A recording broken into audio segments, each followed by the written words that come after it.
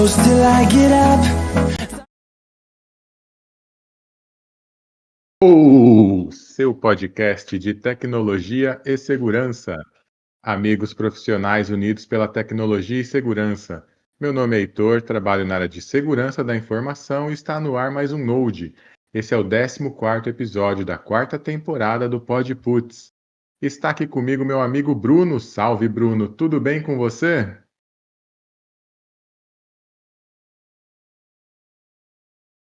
Boa. Está aqui também nossa amiga Clara Ana. Salve, Clara. Tudo bem com você? Opa, boa noite, Heitor. Boa noite, Bruno. Tudo certo? Boa. Amigos, abram Windows, mas fechem as portas que o Node está no ar. Para começar, Clara, conta pra gente o que você faz da vida. Eu sou profissional de TI há quase uns 15 anos, mais focada em desenvolvimento back-end ultimamente, mas já dei aula, já trabalhei com pesquisa acadêmica também, sou formada em análise e desenvolvimento de sistemas pela Unicamp e gosto de pensar aí como uma entusiasta, uma pessoa que gosta de usar a tecnologia como ferramenta para solucionar os problemas aí do dia a dia. Muito bom, é muito legal ter sua presença aqui. Só para contextualizar para quem está ouvindo, eu conheci a Clara na IBM. Quando a gente trabalhou lá, a IBM era a segunda maior empresa do mundo. Hoje, ela não aparece nem no top 10. É coincidência? Pode ser que não, mas eu não vou entrar nesse detalhe. Enfim, a gente estava num projeto que envolvia. Olha o que envolvia, Bruno. Vê se você sabe alguma coisa disso. Tinha um sistema operacional que chamava OpenVMS. A gente fazia programação em VAX Basic. O banco de dados era um RMS, que é um sistema de uma linguiçona separada os campos na mesma linha, é muito absurdo. Enfim, a gente não manjava dessas coisas. Qual que era o problema? Ninguém manjava. Aí sobrou pra gente. Sabe o que é mais incrível? Deu certo no final. A gente foi descobrindo o que precisava ser feito, foi entregando ali o melhor possível.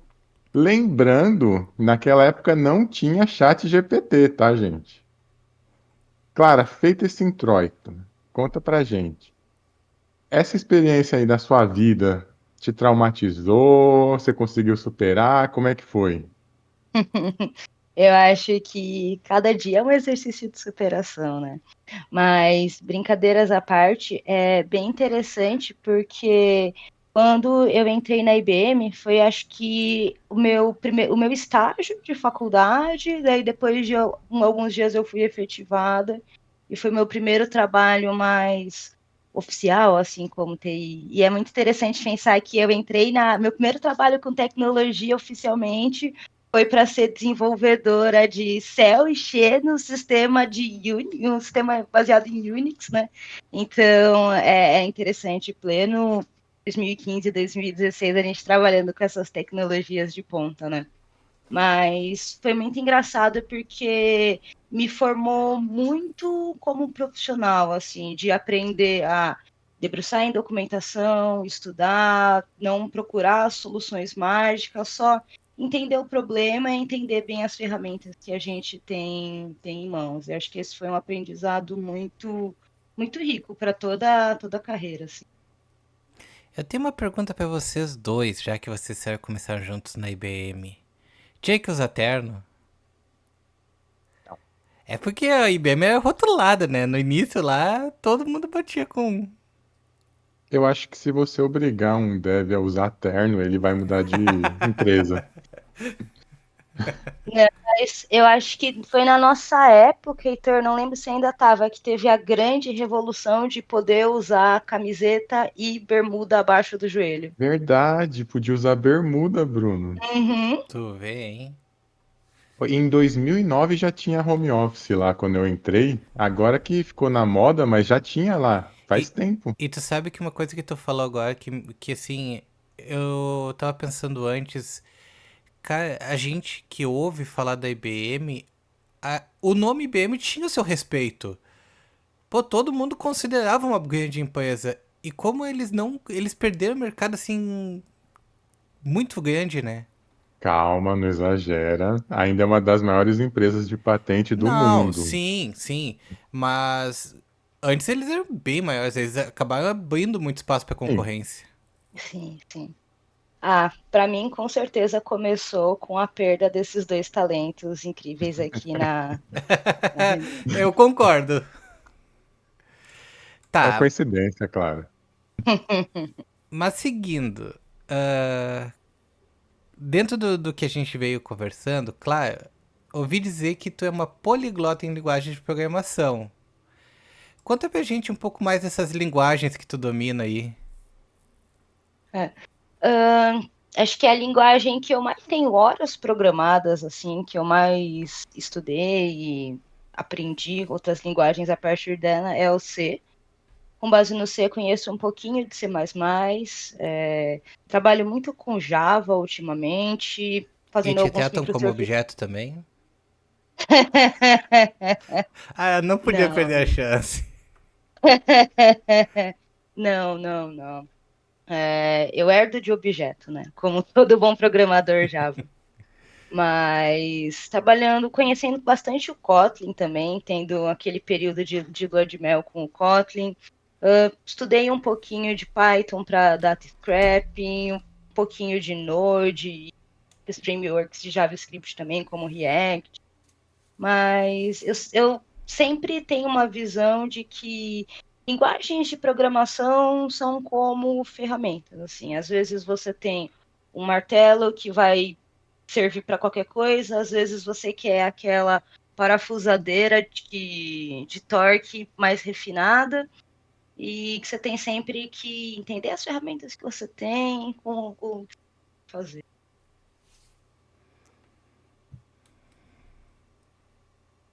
Oh, eu tinha apertado o mute aqui, gente. Clara, pegando um gancho nessa pergunta do Bruno, se a gente for pensar, tem algumas coisas básicas que o desenvolvedor precisa saber, tipo como declara as variáveis, como que funcionam as estruturas de repetição, os detalhes da sintaxe, né? Tipo, precisa de indentação, precisa de ponto e vírgula, essas coisas. Aí, sabendo esses detalhes, se você sabe programar em uma linguagem, se tem facilidade, para migrar o código para outras linguagens não é tão difícil assim, né? É isso mesmo? Fala pra gente. É, eu sinto que essa migração de conhecimento acontece de um jeito bem fluido, né? Que você precisa entender um pouco mais a linguagem, conforme você vai se aprofundando nela, para que ela é boa. Então, nos casos que a gente usava C, eram em sistemas que precisavam operar quase em tempo real. Então, ter uma linguagem muito, muito leve ali por baixo permitia isso, né? Agora, com o Kotlin, eu começo a ver mais sistemas que têm necessidades de conviver com sistemas legados muito antigos, mas que precisam ser mais simples e ter uma abstração mais alta. Eu acho que você entendendo bem para que serve aquela ferramenta, aquela linguagem que você está usando, faz todo o conhecimento que você já tem de outros problemas que você solucionou ser migrado muito rapidamente, né? Então, eu entendo essa troca de linguagem como um conhecimento cumulativo, não como se fosse uma coisa que eu começo do zero por trocar de stack. Claro, deixa eu te fazer uma pergunta à parte, mas seguindo isso aí que tu tá falando. Tu disse que tu programou com C, que tu tem um domínio de Java. E como tu já tem isso há um tempo, tu foi uma pessoa que sentiu muito, assim, antes a gente programava programas, vamos dizer assim, offline. O programa tinha aquela função, aquele básico, e não existia conectividade. E hoje não, hoje os programas são feitos para se comunicar com outros programas que estão na rede.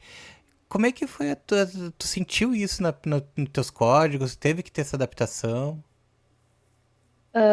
Para mim foi muito um pulo dos sistemas com arquitetura baseada em monolito, né, para os chamados microserviços, né? Então, você começa a ter que pensar muito mais conceitualmente no sistema, não só de ter que remendar um código que gera algum valor. Então, hoje em dia, eu acho que o desenvolvimento de software ele está um pouquinho mais em alto nível e deixa a gente pensar mais nisso. Quando você está pensando no microserviço, você pensa, obrigatoriamente você pensa nele em, poxa, quais vão ser as responsabilidades desse serviço, quem vai precisar se comunicar com ele, que tipo de protocolo de segurança a gente vai precisar ter nele. Então, eu acho que isso veio muito também dessa cultura DevOps, de as pessoas começarem a cuidar mais da infraestrutura em tempo de código também. Uhum. Mas eu acho que isso abriu muitas portas para a gente parar de ser pessoas programadoras, né, que só programam aquela regra de negócio específica, para pessoas desenvolvedoras que olham para o problema como um todo e pensam no contexto da solução. E seguindo nessa mesma linha, hoje a gente tem muitas das inteligências artificiais. E elas ajudam, às vezes, na edição dos códigos. Hoje tu não gasta um dia inteiro pra achar aquele ponto e vírgula que ficou perdido lá na linha 52, né? E assim, aí que eu pergunto, tem muita gente hoje que não, vamos assim, não é um programador ali back-end, full, mas que bota ali um GPT e dá uma ajuda, dá uma completada no código que precisa. Como é que é isso pra ti que tá nessa área? Eu acho que tecnologias ali como o Copilot, elas têm muito a agregar. Por exemplo, eu uso muito o Copilot para entender Terraform. Nossa, Copilot Explain Me This foi um grande professor meu de Terraform e eu acho que a gente tem que entender que a gente não vai ser forte em tudo, você não vai ser incrível em todas as áreas. Então, tudo bem você pedir ajuda para ferramenta nas áreas que não são o seu foco. Mas eu acho interessante você errar com os seus próprios erros e aí aprender corrigindo eles quando é uma coisa que você realmente quer se tornar bom, porque quem faz a lógica é quem aprende, né? A inteligência artificial não tem nada a ganhar com esse aprendizado, você tem. Então eu acho que é muito uma questão de você escolher que problemas merecem o seu esforço e que problemas tudo bem você pedir uma ajuda para uma ferramenta. Tu sabe que tu falou que tu dá aula, agora eu falei do chat GPT, eu me lembro aí. Eu não lembro mais de programação, eu fiz questão de apagar tudo da memória. Mas na época de faculdade, eu passei por um professor que eu nunca vou me esquecer. A gente ali queimando a cabeça, tentando ver onde que estava o erro no código, porque ele não deixava usar nenhum software que não fosse o Notepad básico.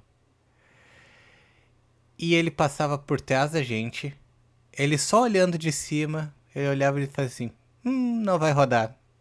Isso aí. Assim, sabe quando tu sente aquela agonia, aquele desespero na alma? Bom, tu como professor, tu deve ter passado por essas situações. Cara, eu peguei mais situações de passar uma atividade para os alunos, e era uma atividade que, por exemplo, um sisteminha bancário, em que você precisa ter operações ali de saldo, uma transação financeira, coisa bem básica para comecinho de programação. E recebi muito um sistema inteiro, tipo, num único arquivo, sabe? Utilizando recursividade e recursos avançadíssimos que nem eu lendo conseguia entender direito. E isso para alunos que estavam aprendendo, tipo, for, métodos, sabe? Então, é interessante, assim, acho que quando eu comecei a estudar também, a gente tinha muito essa dificuldade de... Pô, minhas primeiras provas na faculdade foram no lápis, resolver esses exercícios em C usando lápis e caneta, né, para entrega. E ver hoje, tipo, a gente ter acesso a esses recursos, assim, é muito interessante. Eu acho que o aluno que ia pegar um código ali do Yahoo Respostas, é o mesmo que vai fazer o projeto ainda no ChatGPT, e mudou a ferramenta, mas não mudou a cara do aluno, que às vezes só precisa descansar mais nessa matéria e conseguir passar em outra. Essa sua resposta me fez pensar numa pergunta, mas pode ser que seja um pouco polêmica, que é referente a urnas eletrônicas. Na época que teve um imbróglio, apareceu um cara que fez um código no computador dele e falou: aqui, ó, eu voto em um e o voto vai para o outro. Aí vieram me questionar disso. Eu falei: tá bom, eu vou fazer um código aqui que eu saco dinheiro e aparece mais dinheiro na minha conta. Quer dizer que se eu for no banco vai ter mais dinheiro? É a mesma coisa. O cara fez um negócio mocado lá na máquina dele e fala que dá para hackear. Eu queria saber a sua opinião sobre isso, Clara. Ah, sobre as urnas eletrônicas, é, uma coisa muito legal de saber é que sempre tem, né, um processo meio que de auditoria e de verificação do código-fonte antes das eleições. Eu não sei se agora se é a cada 4 anos ou se nas municipais também. Mas isso é uma curiosidade muito interessante, porque quem toca essa iniciativa é o IC, né, o Instituto de Computação da Unicamp, e eu acho que, assim, é um dispositivo que, se a gente for comparar, né, quantos dias duram as eleições nos Estados Unidos, por exemplo, e a quantidade de toda a parte logística, né, os investimentos que tem perto do que a gente tem hoje aqui no Brasil, eu acho que é bem sólida o protocolo que a gente tem, toda a parte de você remover a mídia física, porque tem, atrás das urnas tem como se fosse um pendrive, né, com os dados de cada sessão. Então eu acho que é muito mais simplista a gente não olhar para o problema e querer mudar sem conhecer toda a complexidade do sistema eleitoral, do que realmente parar e tentar. Acho que uma coisa muito legal para quem é contra as urnas eletrônicas é se voluntariar uma eleição para trabalhar com o mesário e acompanhar esse processo bem de perto, porque é extremamente criterioso e rigoroso, as mídias de resultados são lacradas, e acho que depois de muito tempo trabalhando com eleições para ver meus amigos de bairro na sessão eleitoral, eu cheguei nessa conclusão, assim, que nenhum argumento contra a urna eletrônica conseguiria sobreviver a um dia trabalhando lá como mesário. Espero não ter fugido muito da resposta. Resposta maravilhosa, adorei. Uma outra coisa que eu queria te perguntar, Clara, a gente falou aí de pedir ajuda para IA, mas não dá para confiar cegamente nela, né? Às vezes ela pode incluir ali alguma dependência desnecessária no código, já teve notícia de pacote comprometido que acaba subindo junto ali no repositório suspeito. Que você acha dessa parte, assim, essa validação precisa ser cuidadosa, principalmente quando é alguma coisa profissional, né? Porque tem gente que está usando isso para fazer programa profissional mesmo. Sim, sim. Eu acho que a gente sempre tem que tomar bastante cuidado. As próprias sugestões, às vezes, da IDE acabam colocando. Por exemplo, uma das coisas mais clássicas de acontecer é você salvar o seu código ali, e a ideia é substituir todos os imports que você fez por um import com asterisco. E isso, às vezes, quando você está usando um Java Utils ou algum pacote externo, isso vai onerar muito, né, a performance ali do seu código, que você vai precisar baixar todas as dependências, um monte de coisa que você não vai usar, antes de você realmente conseguir começar a rodar, né, a sua lógica.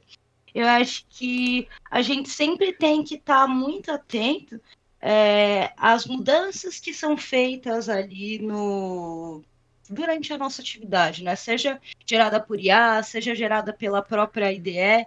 Eu acho que toda linha de código que você vai dar um commit, é importante que você entenda por que ela está ali, para que ela serve, e ninguém além de você vai saber tanto sobre ela. Então, eu acho que é muito importante você, indiferente de ser contra ou a favor de usar a AI para ajudar no desenvolvimento, mas é muito importante que você, como desenvolvedor, tenha essa responsabilidade sobre o código que você está entregando.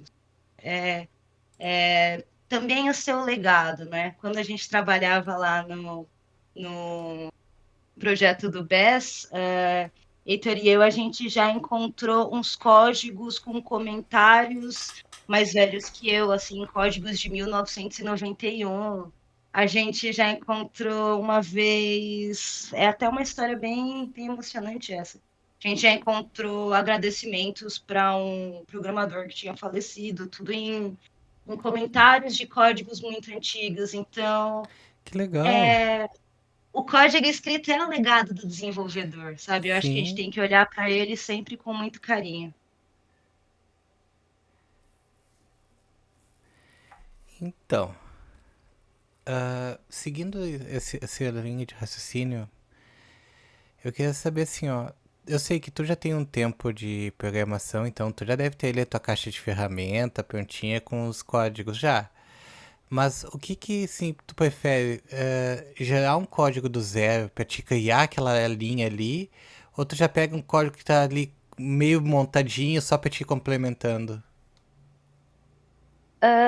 Depende um pouquinho. Se é uma ferramenta que eu já conheço, que eu já usei muito, daí eu gosto de usar os boilerplates, por exemplo. Subir um microserviço Spring, é muito mais fácil usar o Spring Initializer, que você coloca só o nome do projeto, a versão, e você já baixa o pacote inteiro, todo configuradinho, pronto para só dar play e começar a desenvolver. Mas quando é uma linguagem nova que eu estou aprendendo do zero, eu gosto de pegar eu mesma e desenvolver os meus próprios boilerplates. Por exemplo, eu não desenvolvi muitas coisas em Python, mas eu tenho lá um modelinho de API REST que eu fiz só para, se eu precisar outra vez, então clonar do meu próprio repositório, ao invés de procurar um aleatório na internet de novo.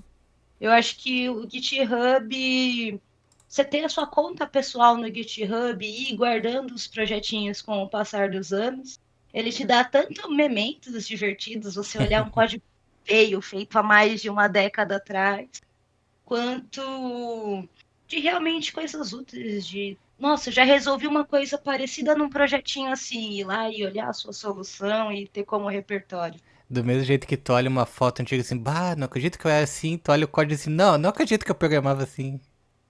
Quem foi que fez essa porcaria aqui? Aí vai ver o Git Blame e você, 2 anos atrás. Aproveitando que você está falando aí de desenvolver do zero ou já aproveitar um código, você tem também experiência com desenvolvimento de jogos, né?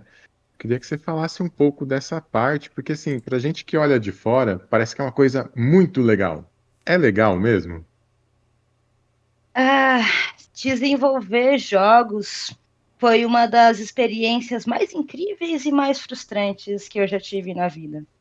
É importante trazer esse contexto para a gente que é de TI, a gente está acostumado a ter uma indústria muito sólida, muito confiável, e não é essa a realidade da indústria de jogos no Brasil.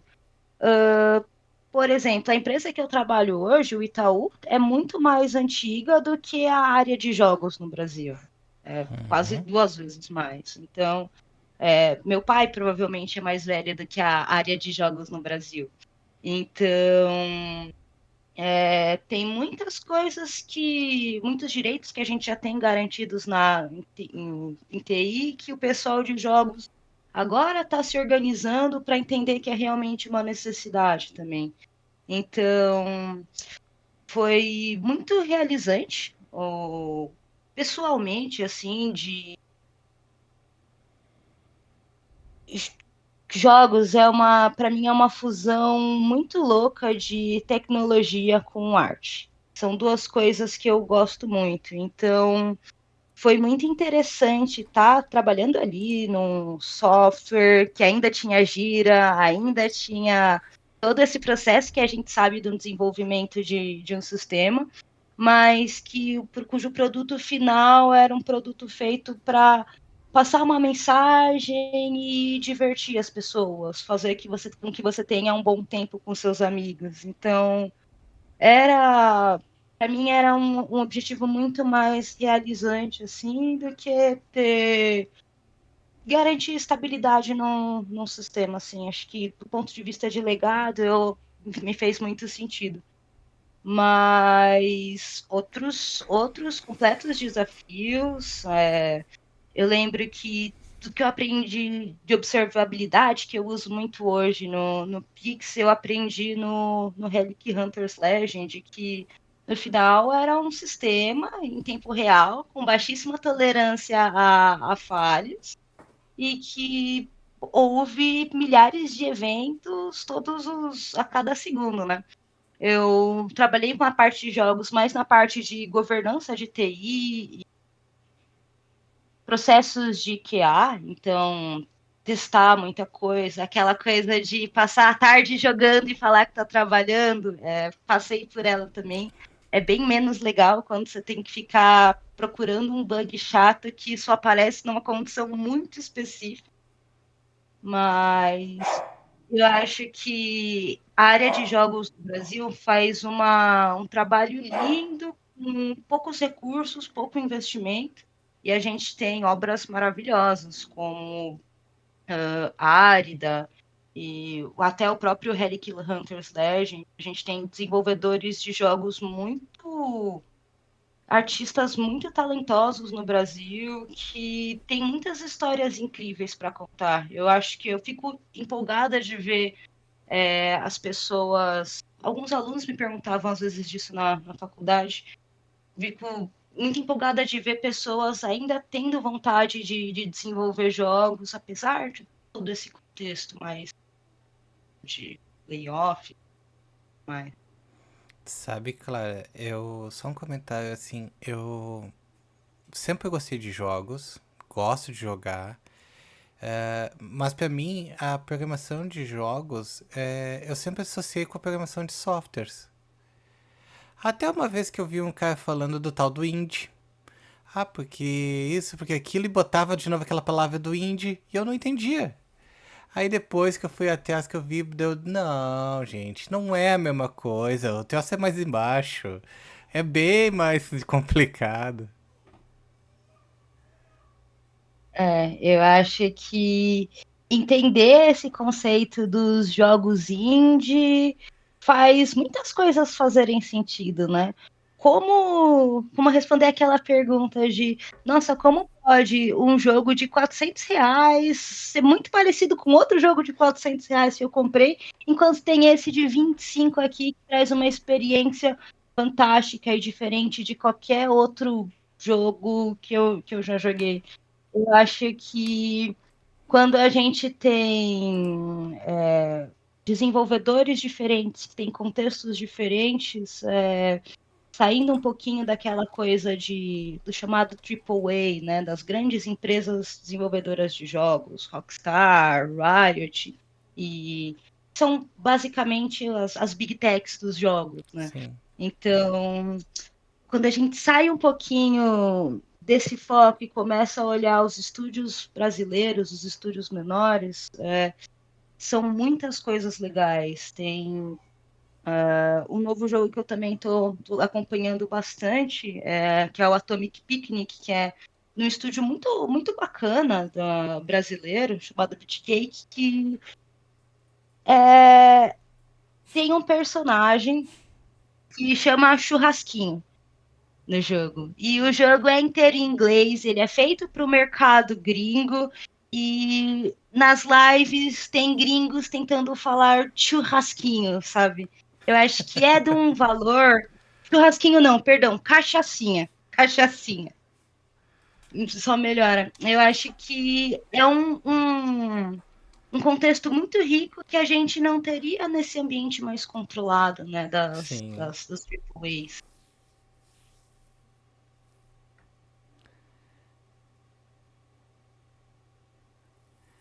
Heitor, segue aí.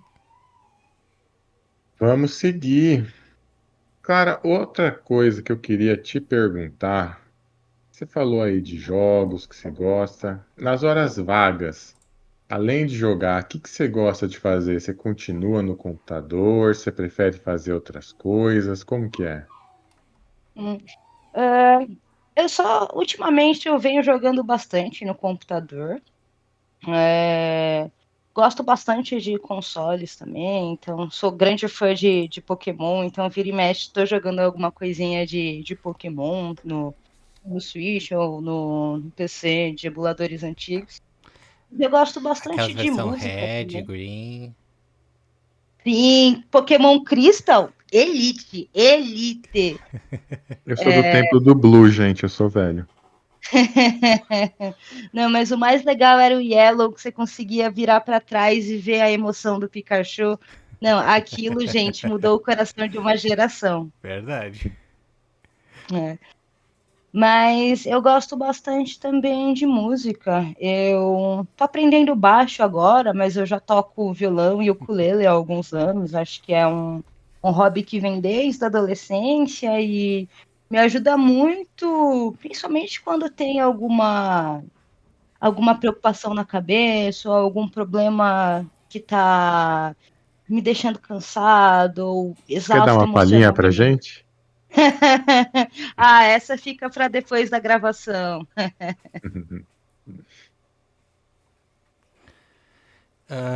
Comentários à parte. Se você tá ouvindo, tem menos de 20 e não entendeu que Pokémon é esse que a gente tá falando, também não vai entender.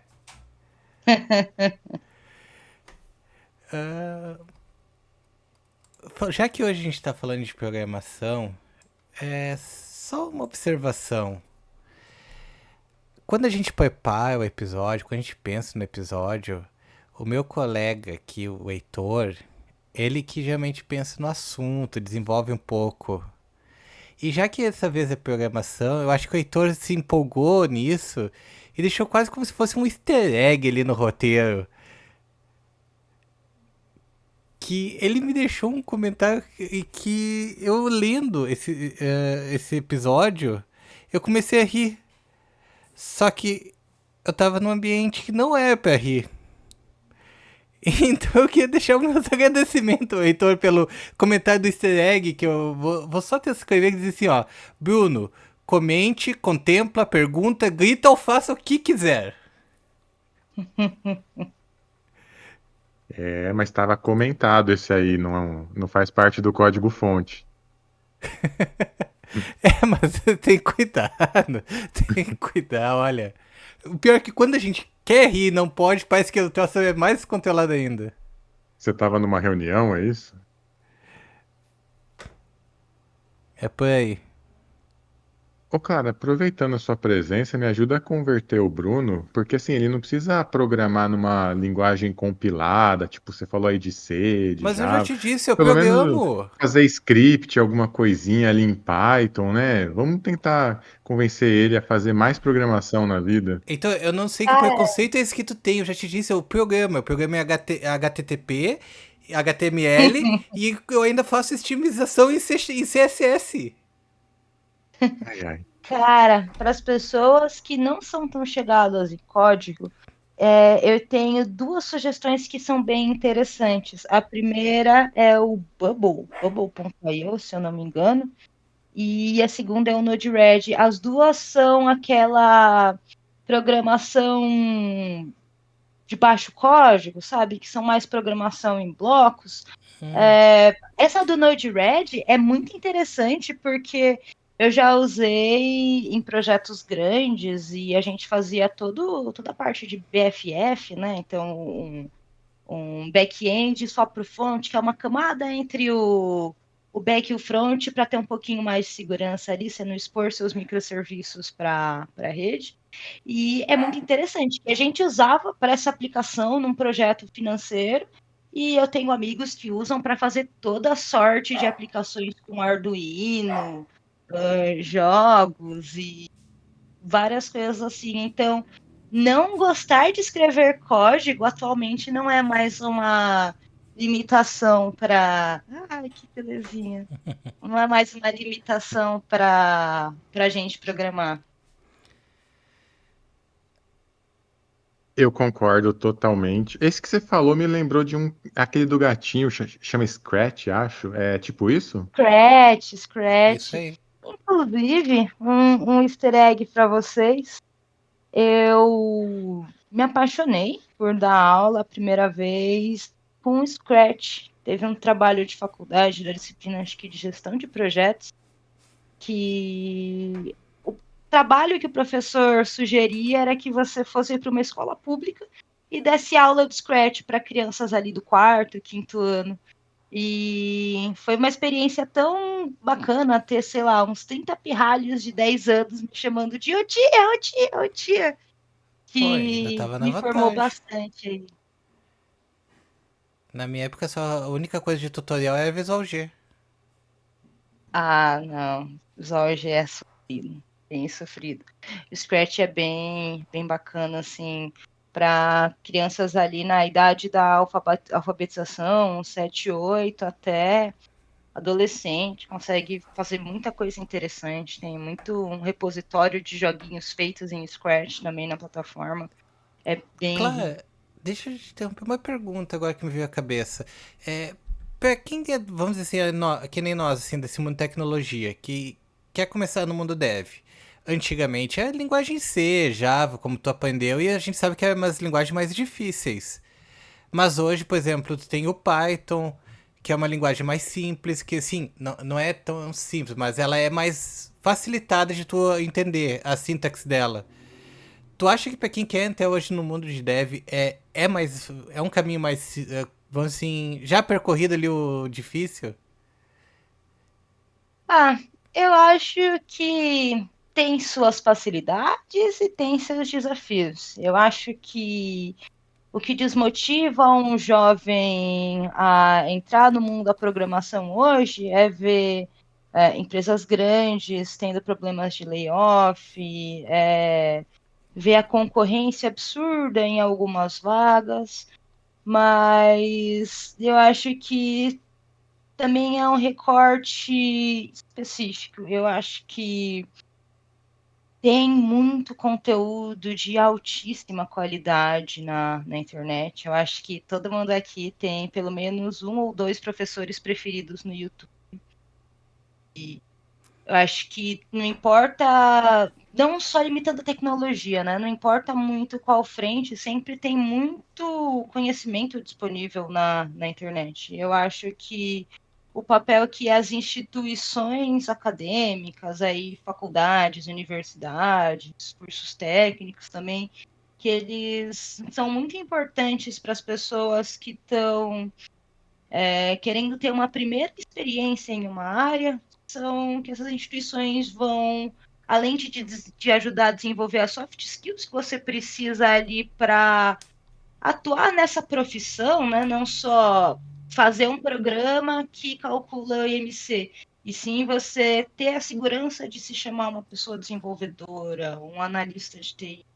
Eu acho que as instituições de ensino elas são muito ricas para te ajudar com todo o resto que também que não seja programação, com o seu desenvolvimento intrapessoal, com networking também com outras pessoas. Então eu acho que só saber programar é uma parcela muito pequena assim do que um desenvolvedor faz, mas se é essa a sua dificuldade, se você hoje é uma pessoa que está passando por aquele inferno do tutorial, né, de ver vídeo, ver vídeo, ver vídeo, e tenta e na hora de começar a fazer você não consegue avançar muito, acho que todo mundo já teve nesse momento, acho que é um evento canônico aí na vida de todo desenvolvedor.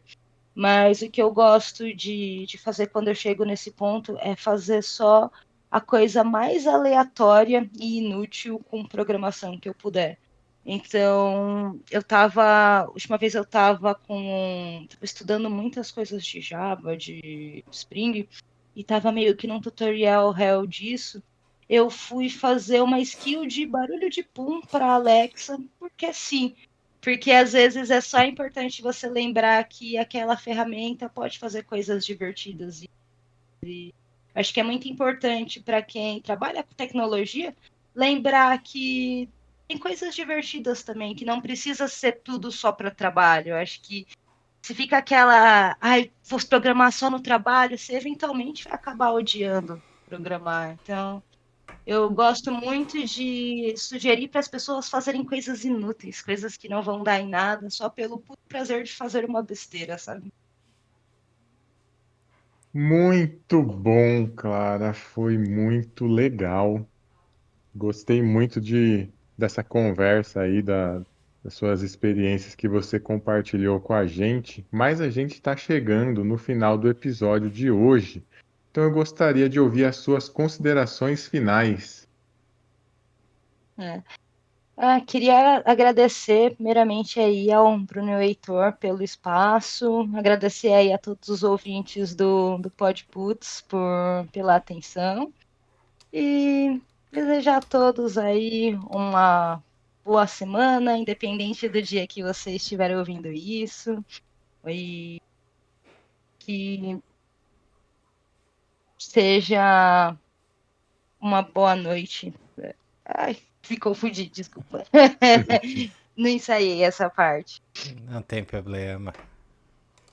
Tá ótimo. Bruno, manda as suas considerações finais. Então, na verdade, o agradecimento é nosso por tu ter participado, por ter transmitido um pouco do teu conhecimento, que na verdade é isso que a gente tá fazendo aqui toda semana, né, Heitor? É tentar passar um pouco do que a gente aprende aí, do que a gente sabe de tecnologia para todo mundo poder se ouvir. Então, muito obrigado, Clara, por estar aqui com a gente. E olha, achei que foi um ótimo Node. Concordo. Então é isso. Eu agradeço aos amigos profissionais unidos pela tecnologia e segurança. Obrigado pela audiência e diz aí, já fizeram o backup hoje? Valeu!